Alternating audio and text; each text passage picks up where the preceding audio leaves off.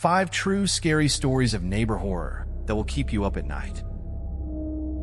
In a neighborhood nestled somewhere between the busy avenues of the city and the quiet stretch of suburban streets, life moved at a pace that felt as steady and unchanging as the seasons.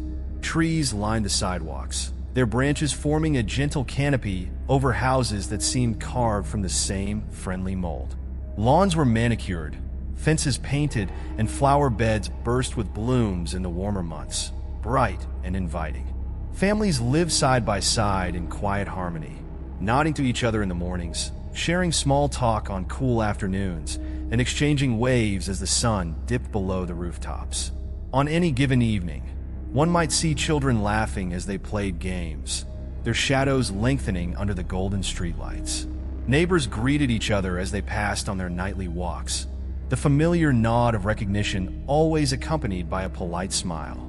The entire neighborhood had a rhythm that everyone seemed to follow, a silent, comforting order.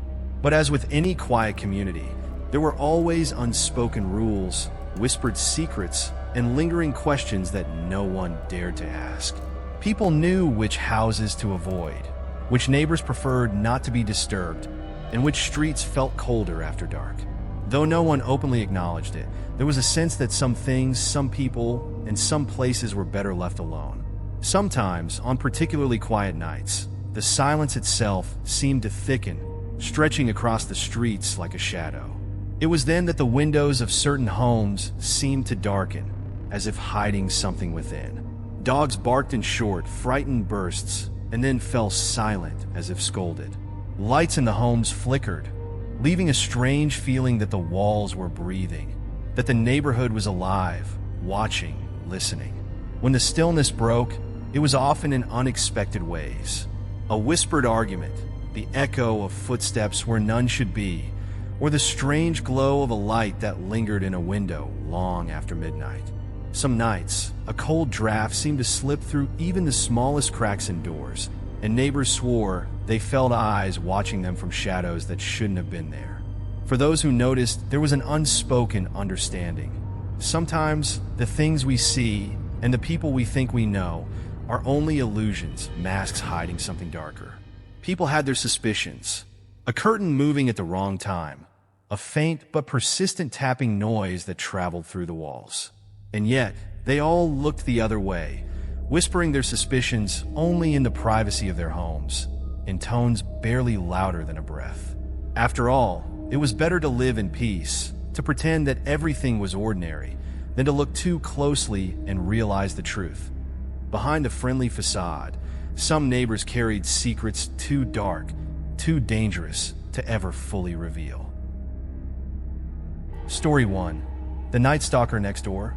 When I first moved into my new apartment complex, I was excited for the fresh start, eager to settle into the clean, modern building that was bustling with young professionals and families. The apartment was everything I'd hoped for, cozy but spacious, with a view that overlooked a pleasant little courtyard dotted with benches and trees. My neighbors mostly kept to themselves, but occasionally, we'd exchange nods or polite smiles in the hallways. One neighbor, however, seemed different. The first time I saw him, he was standing in the hallway as I fumbled with my keys. An older man with graying hair and a pallor to his skin that seemed almost otherworldly. He watched me with a curious intensity that made me pause. His gaze was unwavering, his eyes dark and piercing, as if trying to peel back the layers of who I was. I brushed it off, assuming he was just a bit odd, and hurried inside. Over the next few weeks, I noticed him more often. He seemed to have a habit of lingering in the hallway, always just close enough that I couldn't ignore his presence. I'd find him at the mailbox when I went to check my own, his eyes following my every movement as if cataloging my daily routine. Sometimes he'd be on the stairs as I returned home, standing silently with his head slightly cocked, a faint smile tugging at his lips. It was unsettling, but I convinced myself that it was harmless, that he was just an eccentric older man with nothing better to do. Then, the noises began. It started with faint creaks and thumps late at night.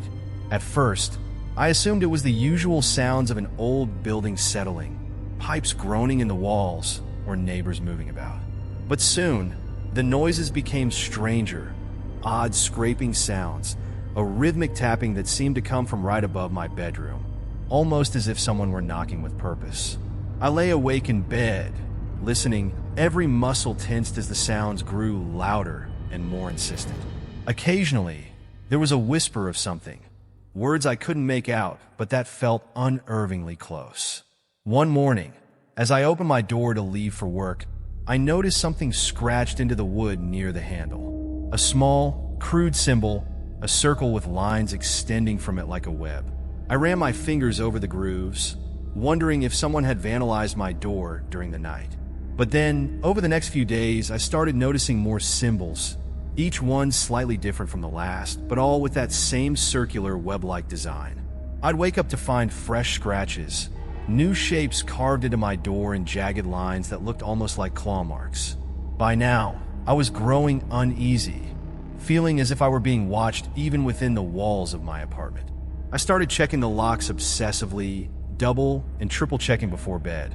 Yet, each morning, the symbols would be there, etched deeper, more intricate, as if whoever or whatever was making them was growing bolder. One night, as I lay in bed listening to the now familiar tapping and scraping, I heard a soft click from my living room, a sound so faint that I almost convinced myself I'd imagined it. But then, a shuffling noise like feet dragging across the floor followed. My heart raced as I stared at the bedroom door, willing it to stay closed.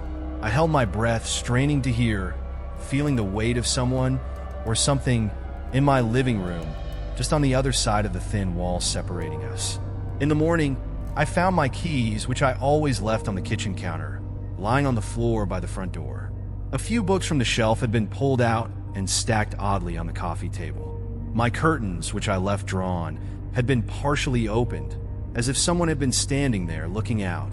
I felt a chill run through me, but I brushed it off as paranoia, a series of coincidences that I could rationalize if I tried hard enough. But it was impossible to ignore when I woke up one night and found him standing in my doorway. His face was in shadow, but I recognized the outline of his thin frame, the faint, unsettling smile that seemed to linger even in the darkness. He didn't move, didn't speak. He just stood there, watching me with eyes that felt colder than death itself. Paralyzed with fear, I closed my eyes, willing him to disappear, and when I opened them again, he was gone. The next morning, I went straight to the landlord, desperate to report the intruder and demand they change the locks. But as I started explaining, the landlord's expression shifted from concern to something darker. That apartment, he said slowly, as if choosing his words carefully, was where Mr. Aldridge lived. But he passed away a few years ago. A heart attack, they said. The thing is, he never really left. Tenants have reported strange things over the years. Most people don't stay long. I felt the blood drain from my face as the landlord continued, recounting stories of odd noises, objects moving on their own, and that same tapping that had haunted my nights. In the weeks that followed, I tried everything to cleanse the apartment, blessing it, burning sage, even bringing in a priest at one point. But nothing changed. Every night, the sounds resumed, the tapping, the whispers, and occasionally a shadow slipping past my door. Eventually, I stopped sleeping, waiting each night for the familiar knock, wondering if tonight would be the night he'd step through the door and come closer. One evening, as I packed my bags, deciding to leave for good, I found a final symbol scratched deeply into my door. It was larger this time, with strange, intricate patterns that spiraled inward, drawing my eye to the center. As I touched it, I felt a cold breath on the back of my neck, a faint whisper that seemed to echo from within the walls. Don't go. Not yet. Story 2. The creepy collector across the street. It began innocuously enough. The woman across the street, a frail, silver-haired figure wrapped in layers of mismatched clothing, would emerge just as the sun dipped below the horizon. She'd shuffle along the sidewalk, a large canvas bag clutched in her bony hand, collecting items left out by the neighbors. At first, I thought she was just scavenging for recycling, maybe even some extra odds and ends to get by. But soon, I noticed a pattern. She wasn't simply collecting garbage or salvageable trinkets. she was gathering things of a much stranger nature. One evening, I watched her from my window as she examined a small, broken mirror left at the curb by the family next door. She ran her hands over its cracked surface with an unsettling reverence before carefully placing it in her bag. Following week, she collected a child's worn-out shoe from another house, a tattered old quilt from a third. And it wasn't just random junk. It was always something with a hint of significance, an essence of personal attachment that had been left behind. She always took her finds back to her own yard. Over time, an odd assortment of objects began to accumulate there. A doll missing an arm, a chipped teacup, a crumpled, faded photograph in a rusty frame. She arranged them with an eerie precision, creating what looked like miniature shrines around her unkempt lawn. The objects seemed to hold stories, tiny fragments of other people's lives now fused together in her peculiar display. The first time I noticed something missing from my own home, I assumed I had misplaced it. It was a small porcelain figurine, a childhood keepsake from my grandmother's collection. I searched high and low, frustrated with myself for being careless, but eventually let it go, assuming it had simply slipped behind a piece of furniture or into some forgotten nook. But then, a few days later, I saw it. There, in the woman's yard, nestled between an old, weather-beaten book and a broken pendant. Seeing it out there gave me a chill that ran deep. She couldn't have just found it on the street. I had kept it tucked away in my apartment. I told myself it must have been my imagination, that it couldn't possibly be my figurine, even though I recognized the tiny chip on its edge. But as the days passed, more of my things went missing. First, it was a set of vintage keys from a thrift market trip, then an old leather-bound journal that I hadn't opened in years. All seemingly insignificant items, yet each one somehow personal, sentimental in a way only I could understand. Each time I glanced at her yard, I would spot more of my belongings integrated into her bizarre display, arranged with such strange intention that it was almost as if she were telling a story. The items were laid out in spirals, circles, and lines that seemed to pulse with some unknown meaning, whispering secrets I couldn't decipher. And it wasn't just my things either. I saw other neighbors' keepsakes.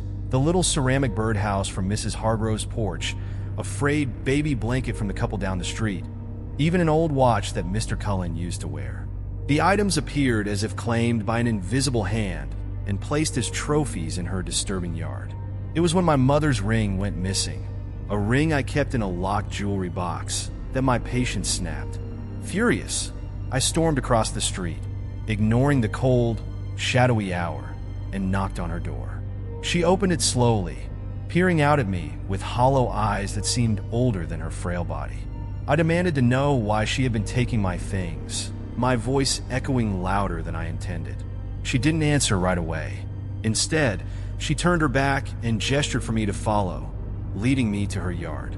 With one thin, trembling finger, she pointed to an arrangement laid out on the ground.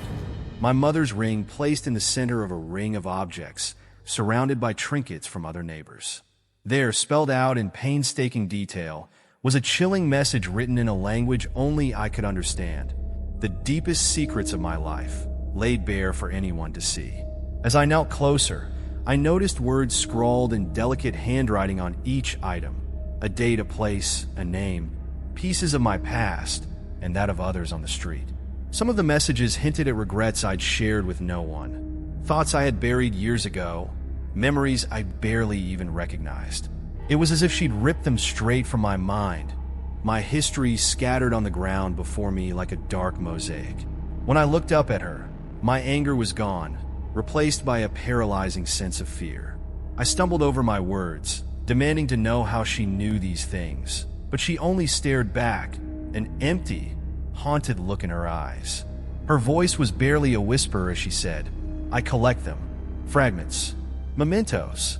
It was then that I noticed the other arrangements scattered around her yard in similar circles and symbols. But they weren't just collections of objects, they were memorials. One pile contained items from the Johnson family, who had moved away suddenly. Another, more ominously, had tokens from people who had disappeared altogether, faces from missing posters I had seen years ago around town. The realization sank in slowly, chilling me to the core. She wasn't just collecting objects, she was collecting lives. Each cluster represented someone from the neighborhood who had vanished, their essence somehow captured in these haunting displays. I backed away, stammering, desperate to put distance between myself and the eerie tokens of lives lost.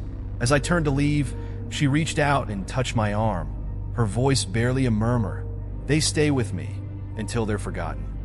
In a panic, I bolted back to my home, locking the door behind me and trembling as her words echoed in my mind. For days after, I avoided looking at her yard, too afraid of what new arrangement might appear, what personal artifact of mine might be part of her sinister tableau next. But I couldn't escape the feeling that she was watching me, silently waiting to add something else to her collection. The nights felt colder, darker, as if her haunting memorials had cast a shadow over the entire street. A few weeks later, I noticed the lights in her house had gone dark, and her figure no longer appeared outside at dusk. Rumors swirled that she'd finally moved away, or worse, that she'd passed on, leaving her eerie collection behind. But the objects in her yard remained, each one bearing the secrets of those who once owned them, a lasting reminder of the lives she had quietly absorbed. To this day, new tenants find strange things in their homes, odd objects that don't belong to them, things that once belonged to us. And each item carries a message, whispers of lives once led, preserved in the grip of a collector who, it seems, never truly leaves. Story 3. The Whispering Walls. It started as a faint murmur, barely audible and easy to dismiss. I had just moved into the old duplex a few weeks earlier, drawn to its charm and the quiet neighborhood it inhabited. It had history in its creaking wooden floors, tall windows, and antique molding. But as I would soon learn, it held other things too, things I could neither see nor understand. The first night I heard the whispers, I dismissed it as nothing more than the usual sounds of an old building settling. I was half asleep, curled under my covers, when I thought I heard soft voices drifting through the wall beside my bed. I strained to listen, but they vanished as soon as I focused on them. It was probably the neighbors, I told myself, or perhaps the pipes carrying the sound through the thin walls. Still, a strange chill crept up my spine. The following night, the whispering returned, and this time, it was unmistakable. The voices were clearer, though still too soft for me to make out any words. They wove through the silence, ebbing and flowing, carrying an odd, rhythmic cadence. I tried ignoring them, chalking it up to my overactive imagination, but it was becoming harder to brush off. Then one night, I heard my own name. I froze, my heart pounding as I lay there in the dark, straining to hear. The voice was low and close, as if it were coming from just beyond the wall. It sounded almost like a mocking echo, a faint repetition of memories I hadn't thought of in years. "They never loved you," the voice murmured softly. "You'll always be alone." The words echoed inside my mind, twisted versions of my deepest insecurities. Panic set in as I realized the whispers weren't just random murmurs. They were familiar. They spoke of things only I knew, secret fears, long-buried memories, moments of shame and regret. Every night, the voices returned, growing louder and more invasive, revealing pieces of my past that I had fought so hard to bury. They knew about the mistakes I'd made, the heartbreaks, the moments I wished I could forget.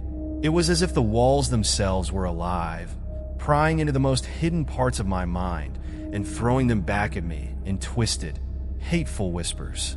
One night, after hours of restless turning and listening to the voices dissect my life, I snapped. I jumped out of bed and turned on all the lights, determined to find the source. I pressed my ear against the wall, my fingers tracing along the cold plaster. The voices quieted as if they knew I was listening. In a feverish desperation, I began searching through the duplex, examining the walls, knocking to see if there were any hollow spaces, any clues to explain the whispers. I reached the small alcove beside my bed, the spot where the voices were loudest. With a trembling hand, I pried away a loose section of wallpaper, revealing a small cavity in the wall. Inside, nestled in the dust, was an old, faded photograph. It showed a family, smiling almost too perfect. A man and a woman stood side by side, their arms around a small child with dark, inquisitive eyes. The picture was old, the edges frayed, the colors faded. But as I looked closer, a feeling of dread washed over me. The child in the photograph looked hauntingly familiar, a striking resemblance that sent chills down my spine. Dark hair, same wide eyes, even the shape of the face. It was as if I were looking at a ghostly reflection of myself, captured in a time I didn't remember. I staggered back, clutching the photograph. The voices began again, louder and clearer, no longer just whispers. They laughed, a cold, mocking sound, and began to murmur fragments of memories, words that didn't belong to me, but felt disturbingly close. "You left us," one voice whispered accusingly. "Why did you abandon us?" The whispers grew, overlapping each other, creating a chaotic symphony of accusations and pleas. I could feel them wrapping around me, filling the room with a suffocating weight. The air felt thick, the darkness pressing in, and the photograph slipped from my fingers, landing face up on the floor. I stumbled backward, feeling trapped, as if the walls themselves were closing in on me. Desperate for answers, I visited the local library the next day, combing through records and newspaper archives. My hands shook as I searched for any information about the previous occupants. After hours of searching, I found it, an old article, dated nearly 3 decades earlier. The family in the photo had lived in my duplex, and tragedy had struck them. The parents had died under mysterious circumstances, and the child had disappeared, never to be found. Police had searched for years, but eventually the case went cold. Some believed the child had been taken, others whispered about darker theories, but the truth was lost to time. I returned home, my mind racing, clutching the article as if it were a lifeline. As soon as I stepped inside, the whispers resumed, more insistent than ever. "Come back," they murmured. "We've been waiting for you." My breath quickened as I realized the horrifying truth. The house believed I was the child in the photo, returned to fulfill some unfinished destiny. The voices grew louder, pressing in from all sides, filling every corner of the room. My mind spiraling as they recounted pieces of a life I had never lived but felt bound to nonetheless. In a final act of defiance, I shouted, begging the voices to stop, to let me go. But they only laughed, a hollow, echoing sound that reverberated through the walls. "You are ours," they whispered. "You've always been ours." I fled the house that night, my heart pounding, my mind a chaotic swirl of terror and confusion. But even as I drove away, I could still hear the faint, mocking whispers trailing me into the darkness. I never returned to that duplex, but sometimes in the quiet hours of the night, I hear them, the whispers that know too much, the voices that follow. And in my heart, I know the truth. No matter where I go, the walls are watching, waiting, calling me back to a life that never was, but that I can never escape. Story 4. The strange smell from apartment 7B.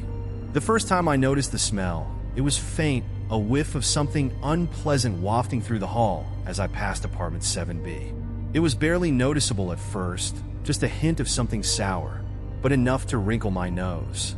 I brushed it off, thinking it was just an old building smell, or maybe something a neighbor had left in the trash too long. But day by day, the stench grew stronger, a rotting, nauseating scent that filled the hallway and crept under my door, even when I kept it tightly closed.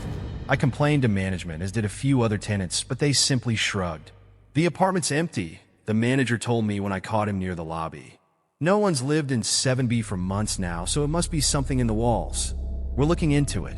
He offered no further explanation and no indication of urgency, despite the putrid smell that seemed to seep from 7B at all hours. It was unbearable, like decaying meat left in the sun for too long, and I began dreading coming home. Then, one night, I saw something that made my stomach turn in ways even the smell hadn't. I was returning from a late shift, exhausted, and just as I turned down the hallway toward my door, I saw movement from the corner of my eye. My gaze shot to 7B's window, and there, in the faint glow of the hallway light, I saw a shadow, a figure standing perfectly still, watching me from inside the supposedly empty apartment. The figure's outline was dark and almost blurred, and though I couldn't make out any details, I felt the weight of their stare, heavy and intrusive, as if they were seeing right through me. I froze, too terrified to move, but after a few seconds, the shadow flickered and vanished into the darkness, leaving the apartment window pitch black again. Heart pounding, I ran to my own door, fumbled with my keys, and locked myself inside, pressing my back against the door as if it might protect me from whatever was lurking on the other side. The days that followed were filled with dread. The smell intensified, sickly sweet, and so overpowering that I could taste it in the back of my throat. No matter how many times I begged management to do something, they dismissed my concerns. "We've checked," they insisted. "There's nothing in 7B. It's just old pipes or maybe a dead rat in the walls. It'll be fixed soon." But there was something in their tone, something evasive, almost fearful, that suggested they knew more than they were letting on. One evening, as the sun set and shadows stretched across the hall, I heard a new sound coming from 7B, a faint, rhythmic banging, like someone hammering slowly and deliberately against the wall. The noise was steady, persistent, echoing through the silence of the complex, and with each knock, the rancid smell seemed to grow thicker, pressing down on me like a suffocating weight. My curiosity overcame my fear, and I decided to investigate. I waited until late that night, until the halls were empty and the building had fallen into an eerie silence. Armed with a flashlight, I crept down the hall, stopping in front of the door to 7B. My heart was racing, my palms slick with sweat, but I pressed my ear to the door, straining to hear. The banging had stopped, replaced by a thick, unnatural silence, but the smell was stronger than ever, nearly overwhelming me. I took a deep breath, turned the handle, and, to my surprise, found the door unlocked. It creaked open, revealing a dim, stale darkness inside. I hesitated, but curiosity compelled me forward. The air inside was thick and humid, the smell so overpowering I had to cover my nose and mouth to keep from gagging. As I moved deeper into the apartment, my flashlight beam cutting through the darkness, I noticed strange markings on the walls. Symbols crudely painted in what looked like dark, dried blood, twisted and turned in nonsensical patterns, forming shapes that made my skin crawl. In the center of the room lay a small, battered journal, its cover worn and faded. I reached for it, flipping it open with trembling hands. The pages were filled with scrawled writing, messy and frantic, detailing strange rituals and disturbing accounts of violent acts. The journal spoke of shadows that crept in the night, of tenants who vanished, leaving behind only the scent of decay. It described how the previous tenants had all disappeared shortly after moving in, their possessions left untouched, as if they had been swallowed by the apartment itself. As I read, I felt a chill wash over me. I flipped to the final entry, written in a shaky, almost illegible hand. "I am the next. It's coming for me. It lives in the walls, and it needs someone to feed on. Once it has taken me, it will wait until it is hungry again." A cold realization settled over me as I looked around, the symbols on the walls seeming to pulse and writhe in the dim light. I backed away, nearly stumbling in my haste, and rushed out of the apartment, slamming the door shut behind me. My mind raced with the horrific implications of what I'd just read, of the possibility that something unspeakable dwelled within the walls of 7B, lurking, waiting for its next victim. Over the next few days, I couldn't shake the feeling that I was being watched. The smell that had plagued 7B began seeping into my own apartment, faint at first, but growing stronger with each passing day. At night, I would hear soft, scraping sounds from the walls, and sometimes, in the dead of night, a shadow would flicker in my peripheral vision, just out of reach, just beyond my sight. I realized, too late, that whatever had haunted 7B had now set its sights on me. Story 5. The Locked Basement Mystery. The house seemed perfect when I first rented it.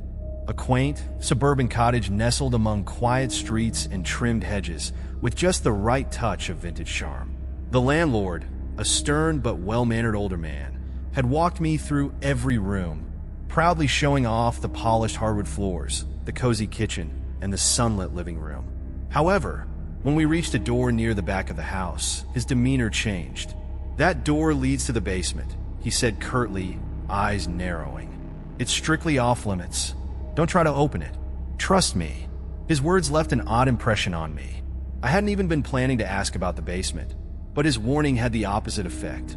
As the days passed, my curiosity about the locked door grew, nagging at me like a persistent itch I couldn't scratch.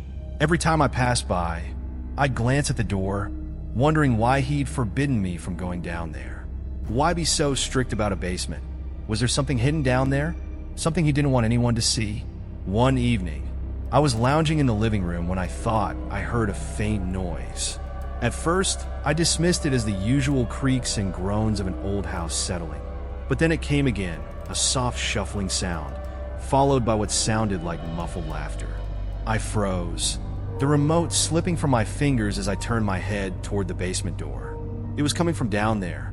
The laughter faded quickly, replaced by silence. But the incident stayed with me, making me feel as if the house had taken on a new, unsettling presence. A few nights later, I heard it again.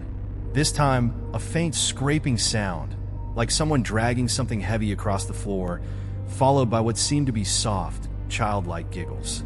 It was eerie, yet strangely innocent, as though a child were playing a game just beyond the door. By the end of the week, strange marks began appearing on the basement door. Faint, scrawling symbols and jagged scratches marred the wood, lines and spirals that made no sense, as if some unseen hand had etched them there in a fit of restless energy. I touched the door cautiously one morning, feeling the rough edges of the markings beneath my fingertips, wondering who, or what, was leaving them there. Night after night, the sounds grew louder. Sometimes I would hear light footsteps, as though someone were pacing slowly, deliberately, just behind the door. I couldn't shake the feeling that someone or something was waiting, beckoning me to come closer. The sounds of laughter and shuffling grew so persistent that they began haunting my dreams, filling my sleep with unsettling images of shadowed figures and small, pale hands reaching out from the darkness. One evening, my curiosity finally overpowered my fear. I decided to open the basement door. The landlord had left me with a key ring containing several keys, and I couldn't help but wonder if one of them might unlock the forbidden door. After pacing around the house, debating whether I should go through with it, I took a deep breath, grabbed the keys, and tried them one by one. On the third attempt, the lock clicked open. The door creaked as I pushed it, revealing a narrow staircase descending into pitch-black darkness. The air that wafted up from below was stale and musty, laced with an almost palpable chill. I hesitated, heart pounding, before switching on the flashlight I'd brought along. Slowly, cautiously, I stepped down, the wooden steps creaking beneath me, echoing in the silence. The basement was eerily quiet, filled with an unsettling stillness. As I reached the bottom, my flashlight swept across the room, revealing an assortment of old, dusty furniture draped in sheets. The walls were lined with shelves stacked with forgotten relics, boxes of faded photos, brittle letters, and old toys strewn about. Among them were dolls with cracked porcelain faces, tiny trains, and jigsaw puzzles that looked as though they hadn't been touched in years. A worn, threadbare teddy bear lay slumped against a chest of drawers, its button eyes dull and lifeless. Then I spotted something else, a small, leather-bound diary resting atop a child's rocking chair. I reached for it, blowing away a layer of dust before opening it. The pages were filled with delicate, childlike handwriting, each entry filled with tales of daily life, of games played in the yard, and of a friend, someone referred to only as the Whisper. As I read further, the entries grew stranger, more ominous, filled with accounts of strange shadows lurking just beyond sight, whispers that promise to play forever, to stay with them always. The last entry sent a chill down my spine. The whisper says I can stay with them down here forever. They won't let me leave, but it's okay. We'll play and play. I just have to stay and play. As I turned the final page, a sudden rush of cold swept through the room, extinguishing my flashlight. My heart raced as I scrambled to turn it back on, but the button jammed, leaving me in complete darkness.